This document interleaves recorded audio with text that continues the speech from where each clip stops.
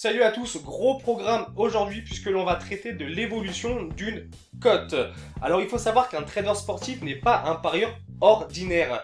Il n'a pas pour vocation à prédire un résultat final sur une rencontre sportive, mais un mouvement de cote. Et c'est là que toute la différence se fait entre le trader et le parieur. C'est que nous, on s'en fiche complètement du résultat final qu'il y aura sur un événement sportif. Nous, ce qu'on veut, c'est juste qu'il y ait un événement lors du match, qu'on puisse faire un achat, une revente selon l'évolution de la cote. La vraie magie du trading sportif, c'est de pouvoir faire un trade en cours de match. Et à la fin du trade, une fois que tu as fermé ta position, tu peux éteindre ton PC, aller vaquer à tes occupations. Tu t'en fiches après de savoir quel sera le résultat final du match sur le marché que tu auras pris ton trade. Ça n'aura aucune importance parce que soit tu auras égalisé des bénéfices sur toutes les positions ou dans tous les cas tu auras sécurisé de manière à n'avoir aucune perte.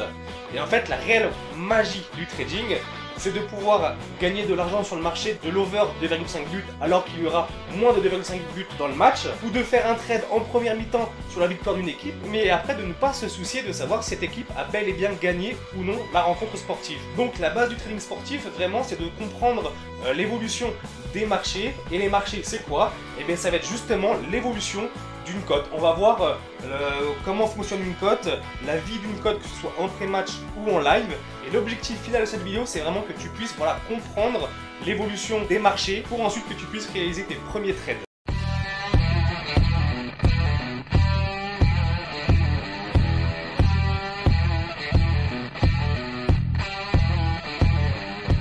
Alors je ne vais pas revenir sur la question de qu'est-ce que le trading sportif, puisqu'il y a une vidéo qui a été dédiée à cette question, mais rapidement, en fait, ce qu'il faut comprendre, c'est que les paris sportifs traditionnels consistent à miser sur le résultat d'un événement sportif.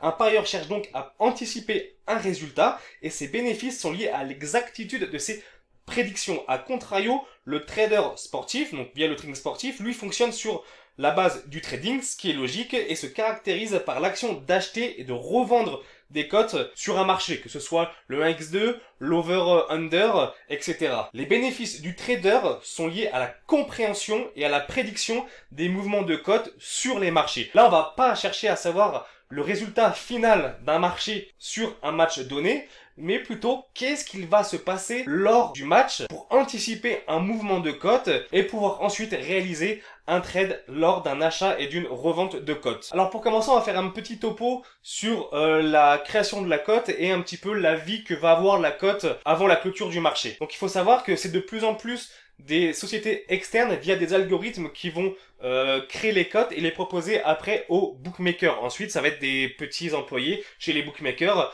qui vont réajuster les cotes selon leurs statistiques. Une fois que la cote est créée, ça va être le starting price, ils vont la proposer aux joueurs. Et le but des bookmakers, eux, c'est d'avoir une cote la plus ajustée, la plus affûtée et celle qui représente au mieux les probabilités du marché. Donc ce qu'ils vont faire, c'est qu'ils vont mettre un petit peu de liquidité sur chaque cote, et après ça va être les joueurs qui vont arriver sur le marché, qui vont déposer leur somme d'argent, donc les liquidités, leur mise, et c'est ça qui va déterminer après le futur mouvement de la cote en pré-match. Si par exemple le bookmaker sort une cote et qui est value pour la majorité des parieurs et que du coup ils vont balancer de l'argent dessus, et bah il va falloir qu'ils rééquilibrent un petit peu la balance, comme un système de balancier, en baissant légèrement la cote et en augmentant l'autre cote pour que le bookmaker puisse payer de manière équitable un petit peu à droite à gauche et que lui reste surtout toujours en bénéfice quoi qu'il arrive. Donc voilà, si on prend l'exemple du foot où la cote peut sortir pas mal de jours avant le début du match, ce sont bien la liquidité des joueurs qui en pré-match vont faire fluctuer la cote. Et ça on va vraiment le voir plus en détail juste après. L'autre facteur déterminant qui fait fluctuer la cote en pré-match, ça va être l'actualité et les news. Par exemple, si tu as une équipe qui joue la Ligue des Champions en semaine et que le joueur principal se blesse, forcément les cotes vont évoluer en fonction de la qualité de ce joueur et vont se répercuter sur le prochain match qui va se jouer en championnat le week-end. Donc voilà, faire très attention à l'actualité. Ça peut être aussi un coach qui se fait limoger. Voilà, il y a beaucoup de news qui peuvent faire évoluer la cote en pré-match. Donc à retenir, le starting price, il arrive. Ensuite, ce sont les news et la liquidité que les joueurs vont mettre sur le marché qui vont déterminer la cote avant le début du match. Ensuite, évidemment, la cote va évoluer pendant le match. Qu'est-ce qui va faire évoluer la cote pendant le match, ça va être les faits de jeu, ça va être les actions, ça va être donc les buts, ça va être des cartons rouges, ça va être une blessure, ça peut être la domination d'une équipe, et ça peut être aussi rien du tout. Évidemment, la cote va bouger, même s'il se passe rien dans le match. Et ça, on va le voir avec des exemples juste après.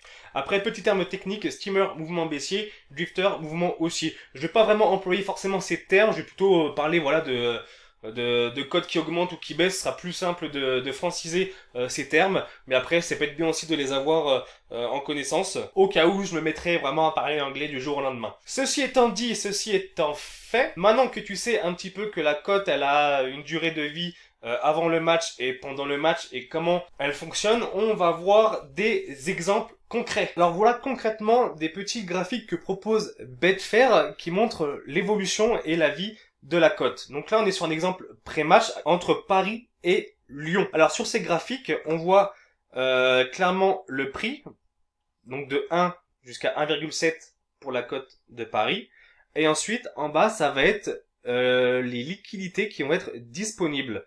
Donc là c'est le montant des liquidités avec voilà le volume qui est juste là. Dans cet exemple on a donc le starting price là qui se situé aux environs de 1,65 1,70. Ensuite la cote a augmenté, et là on voit qu'en pré-match, voilà, elle a évolué. Et ce qui a fait évoluer, c'est le montant des liquidités qui sont apparues sur le marché au fur et à mesure de la vie de la cote. Donc au tout début, tu as le starting price, tu as pas besoin forcément de beaucoup de liquidités pour faire évoluer le marché. Étant donné que le starting price est donné par le bookmaker, ce dernier, lui, va attendre de voir comment vont réagir les parieurs, comment va réagir le marché avec des petites liquidités pour ensuite réajuster au fur et à mesure ses cotes.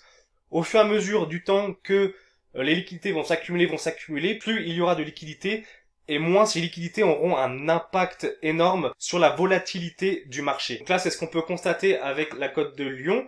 En fait, si tu veux, le starting price a été assez élevé avec 6,7 en cote de départ. Et tu vois, il y a eu des petites liquidités qui sont arrivées. Et au fur et à mesure qu'elles arrivent, la cote a vraiment chuté. Ce qui a donc répercuté aussi à l'inverse l'augmentation de la cote de Paris. Comme tu peux le voir, les deux ça s'emboîte, puisque si une cote descend, l'autre va automatiquement monter. Et entre les deux, tu as le match nul qui reste légèrement stable, qui ne bougera pas vraiment au fur et à mesure du temps, malgré beaucoup de liquidités qui peuvent apparaître. Donc dans cet exemple, qu'est-ce que l'on aurait pu faire en termes de trading sportif?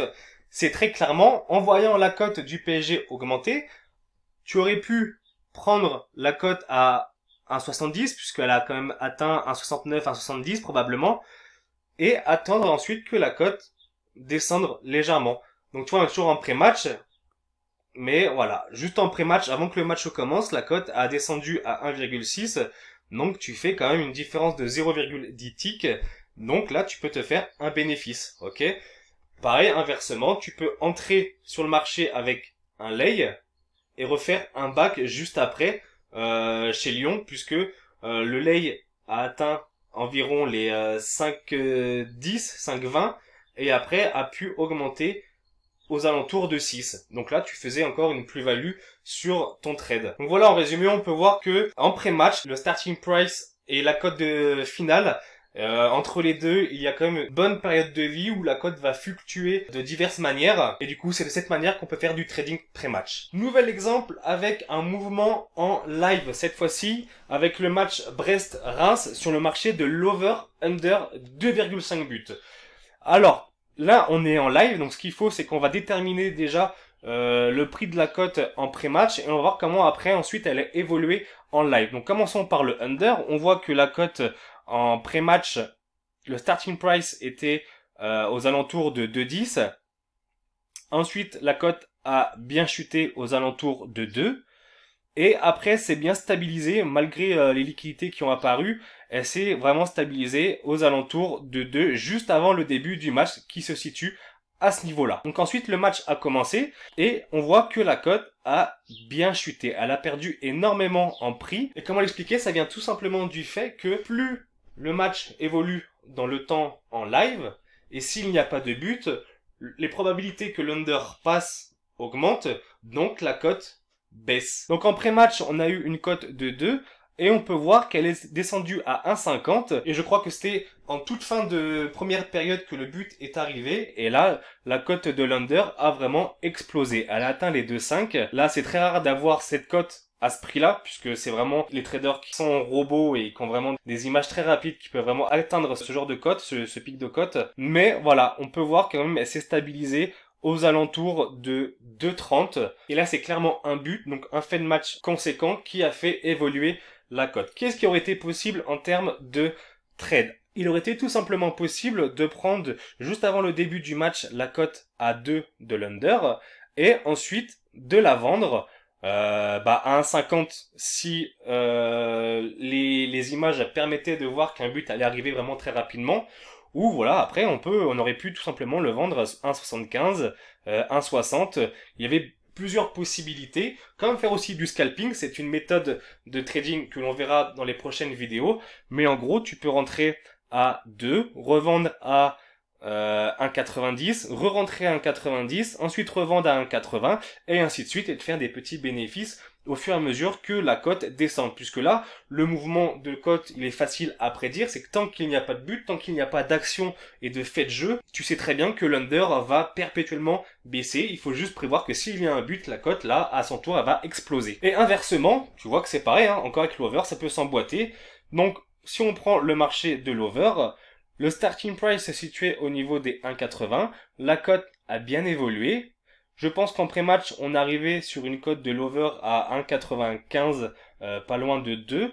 Et ensuite, la cote a évolué. Elle a évolué, elle est montée, elle est montée, elle est montée. Car tant qu'il n'y a pas de but, les probabilités de l'over augmentent et du coup, la cote augmente avec. Ensuite, il y a eu le but. Donc, le point de rupture est arrivé à 3. Il y a eu le but. La cote a chuté à 1,75. De nouveau, en termes de trading, on aurait pu donc prendre peut-être la cote de l'over à 2 en pré-match et attendre qu'il y ait le premier but pour ensuite revendre la cote à 1,75. Nouvel exemple live, juste avant on avait vu qu'un but un fait de match du coup pouvait influer sur l'évolution de la cote et on va voir que le fait qu'il ne se passe rien dans le match finalement fait aussi évoluer la cote.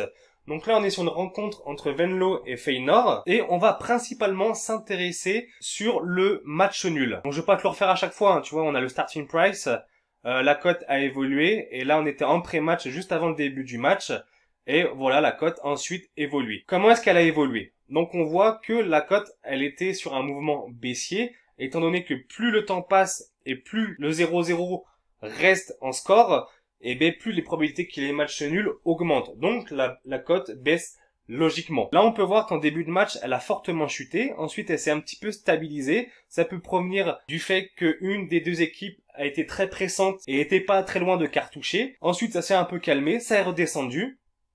Là on a eu la mi-temps. Donc là on voit qu'à la mi-temps les parieurs sont rentrés puisque la cote a légèrement augmenté.